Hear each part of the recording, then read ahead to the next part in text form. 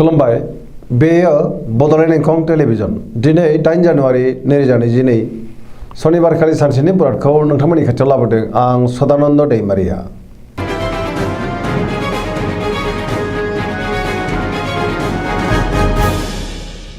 सिगां फरायफिन लादों मेष राशि गिबि हांखो अ ल दिनैनि साना जोबोर मोजां।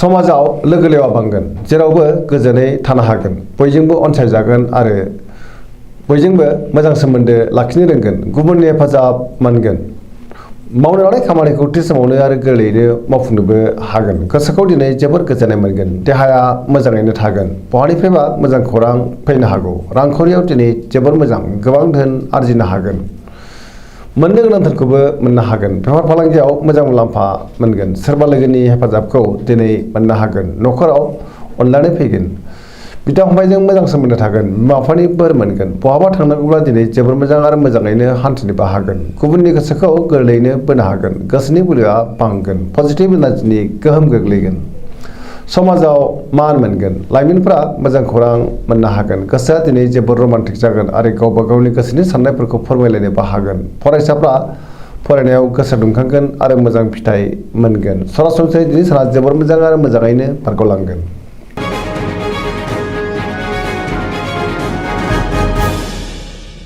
वृष राशि गिबि हांखो इ उ प दिनैनि साना जोबोर मोजां गोसोखौ जोबोर गोजोननाय मोनगोन गुबुनखौ फोथायनो हागोन गोसोनि बोलोआ बांगोन मावनो लानाय खामानिखौ थि समावनो मावफुंनोबो हागोन सिगांनि बबेबा आद्रा खामानिखौबो मावफुंनो हागोन समाजाव मान मोनगोन रांखावरियाव जोबोर मोजां होनजायो गोबां धोन आरजिनो हागोन बेफार फालांगियाव मोजां आयआ बांगोन न'खराव दिनै बिसि फिसायनि गेजेराव अनलायनाय फैगोन बिदा फंबायजों मोजां सोमोन्दो थागोन देहाया दिनै मोजाङैनो थागोन गुबुननि हेफाजाब मोनगोन जायखि खामानि मावा मानो मोनफ्रोमबो खामानिखौनो दिनै गोरलैयैनो मावफुंनो हागोन आरो जेरावबो जाफुंसार जानो हागोन गोसोनि साननायफ्रा मोगथाङाव जाफुंगोन पजिटिभ एनार्जिनि गोहोम गोग्लैगोन सेंग्रा सिख्लाफ्रा जोबोर रमान्टिक जागोन आरो गावबा गावनि गोसोनि साननायखौ फोरमायलायनोबो हागोन बहानिफ्रायबा मोजां खौरां फैनो हागौ।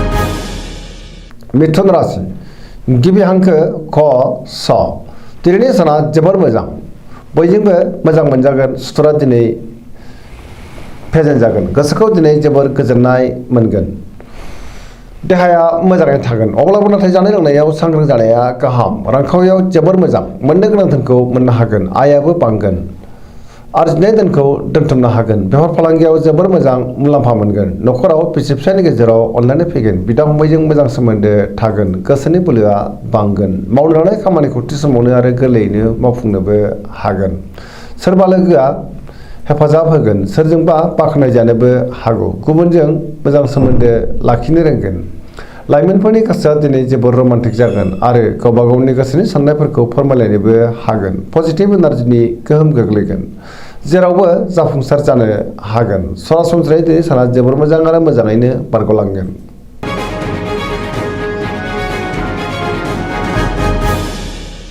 कर्कट राशि गिबि हांखो ड ड ह दिनैनि साना जोबोर मोजां गोजोननि आंखाल जानाय नङा गोसोखौ दिनै जोबोर गोजोननाय मोनगोन सोरबा लोगोनिफ्राय मोजां खौरां फैनो हागौ गोसोनि साननायफ्रा मोगथाङाव जाफुंगोन पजिटिभ साननाय फैगोन गोथों आरो गोग्गो साननो रोंगोन मावनो लानाय खामानिखौ थि समावनो मावफुंनो हागोन रांखावरियाव दिनै जोबोर मोजां गोबां धोन आरजिनो हागोन बेफार फालांगियावबो मोजां होनजायो देहाया दिनै मोजाङै थागोन गोसोखौ जोबोर गोजोननाय मोनगोन गुबुननि हेफाजाब मोनगोन न'खराव दिनै बिसि फिसायनि गेजेराव अनलायनाय फैगोन समाजाव गोबां मान मोनगोन लाइमोनफोरनि गोसोआ दिनै जोबोर रमान्टिक जागोन आरो गोसोनि साननायखौ फोरमायलायनोबो हागोन फरायसाफ्रा फरायनायाव गोसो दुंखांगोन आरो मोजां फिथाइ मोननो हागोन धोरोमारि बिथिङावबो गोसो दुंखांगोन।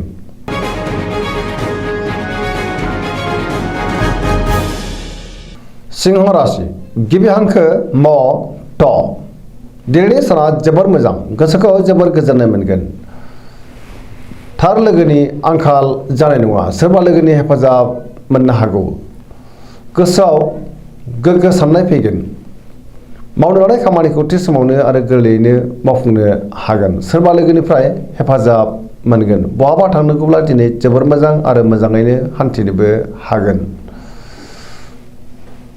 रांखावरियाव जोबोर मोजां होनजायो। आरजिनाय धोनखौ दोनथुमनो हागोन। बेफार फालांगियाव जोबोर मोजां मुलाम्फा मोनगोन। गोसोनि साननायखौ गुबुननो फोरमायनो हागोन। न'खराव दिनै बिदा फंबायनि हेफाजाब मोनगोन। समाजाव मान मोनगोन। गुबुननि गोसोखौ गोरलैयैनो बोनो हागोन। देहायाबो मोजाङैनो थागोन। नाथाय अब्लाबो जानाय लोंनायाव सांग्रां जानाया गाहाम। गुबुननि थाखाय मोजां खामानि मावनानै होनो हागोन।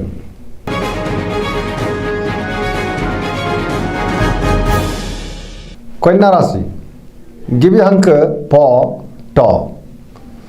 दिनैनि साना जोबोर मोजां। गोसोखौ जोबोर गोजोननाय मोनगोन। सुथुरखौ फेजेननो हागोन।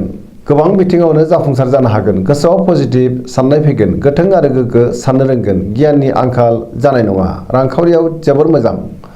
नाथाय अब्लाबो खरसायाबो बांगोन। बेफार फालांगियाव जोबोर मोजां मुलाम्फा मोनगोन। देहाया मोजाङैनो थागोन। अब्लाबो नाथाय जानाय लोंनायाव सांग्रां जानायनि गोनांथि दङ। गोबां सुबुंजों लोगो मोनज्लायनो हागौ। न'खराव अननानै फैगोन। गोबां खामानियाव मुखुब थागोन। सोरजोंबा बाख्नाय जानो हागौ। पजिटिभ एनार्जिनि गोहोम गोग्लैगोन। जायखि खामानियाव आखाइ होआ मानो मोनफ्रोमबो खामानिखौनो दिनै गोरलैयैनो मावफुंनो हागोन आरो जेरावबो जाफुंसार जानो हागोन।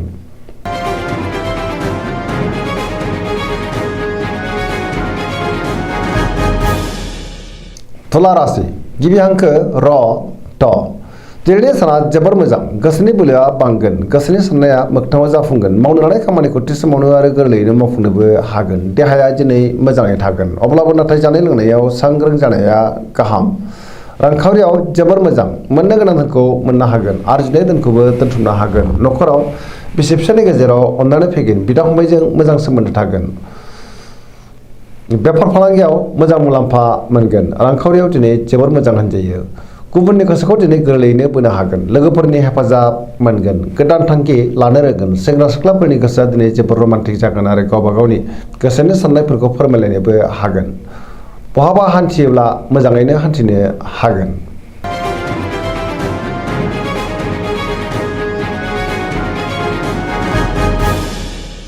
वृश्चिक राशि गिबि हांखो न स। दिनैनि साना बारा मोजां नङा। गोसोआव बेले बेजे साननाय फैगोन। गोबां रोखोमनि देहायारि जेंनाजों मोगा मोगि जानांनो हागौ। समाजाव मान मोनगोन। सोरबा गोजाम लोगोजों बहाबा लोगो मोनज्लायनो हागौ। गोसोआव नेगेटिभ साननाय फैगोन। मावनो लानाय खामानिखौ थि समावनो मावफुंनो गोब्राब जागोन। गुबुननिफ्राय हेफाजाब लानांगोन। गोसोनि साननाया देबार नांगोन। गोसोनि बोलोआ नाथाय बांगोन। समाजाव मान मोनगोन। न'खराव अनलायनाय फैगोन। रांखावरियाव मोजां। नाथाय अब्लाबो खरसायाबो बांगोन। बेफार फालांगियाव मोजां होनजायो। गुबुननि हेफाजाब मोननो हागोन। फरायसाफ्रा फरायनायाव गोसो दुंखांगोन आरो मोजां फिथाइ मोनगोन। लाइमोनफोरा जोबोर रमान्टिक जागोन आरो गावबा गावनि गोसोनि साननायखौ फोरमायलायनोबो हागोन।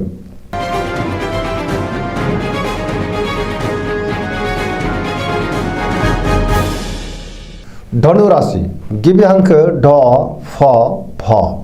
दिनैनि साना मोजां आरो गाज्रिनि गेजेरजों बाबेनलांगोन। गोसोआव बोलो बांगोन। मावनो लानाय खामानिखौ थि समावनो मावफुंनो हागोन। गोसोनि साननाया जाफुंगोन। रांखावरियाव मोजां। नाथाय अब्लाबो खरसाया बांगोन। बेफार फालांगियावबो मोजां होनजायो। न'खराव सोरबा आलासि फैनो हागौ। बिदा फंबायनि हेफाजाब मोनगोन। बहानिफ्रायबा हरखाबै गाज्रि खौरां फैनोबो हागौ। सांग्रां जानाया गाहाम। लाइमोनफोरनि गोसोआ दिनै जोबोर आला खाला जागोन। नाथाय अब्लाबो गावबा गावनि गोसोनि साननायफोरखौ फोरमायलायनोबो हागोन। फरायसाफ्रा फरायनायाव गोसो दुंखांगोन आरो मोजां फिथाइ मोनगोन।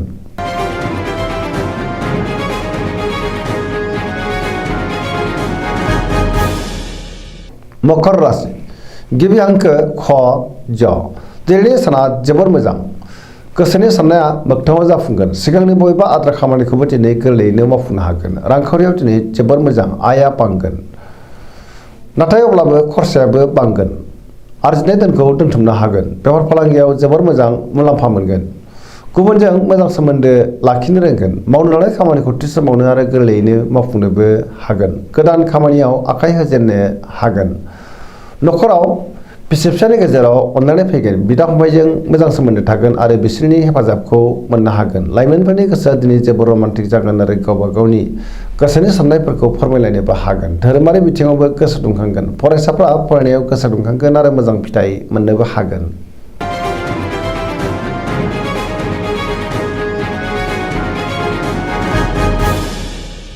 कुम्भ राशि गिबि हांखो न स।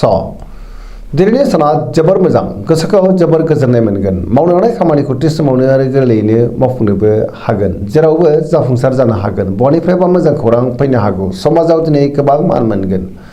गोबां मुंदांखा सुबुंजों लोगो मोनज्लायनो हागौ। रांखावरियाव दिनै जोबोर मोजां आरो मोजाङैनो सोलिनोबो हागोन। बहानिफ्रायबा गोबां धोन आरजिनो हागोन। बेफार फालांगियाव मोजां मुलाम्फा मोनगोन। देहाया मोजाङैनो थागोन। गुबुननि हेफाजाब मोननो हागोन। बिमा बिफानि बोर मोनगोन। बहाबा थांनो दिनै खाबु फैनो हागौ आरो मोजाङैनो हान्थिनोबो हागोन। पजिटिभ एनार्जिनि गोहोम गोग्लैगोन। सरासनस्रायै दिनै साना जोबोर मोजां आरो मोजाङैनो बारग'लांगोन।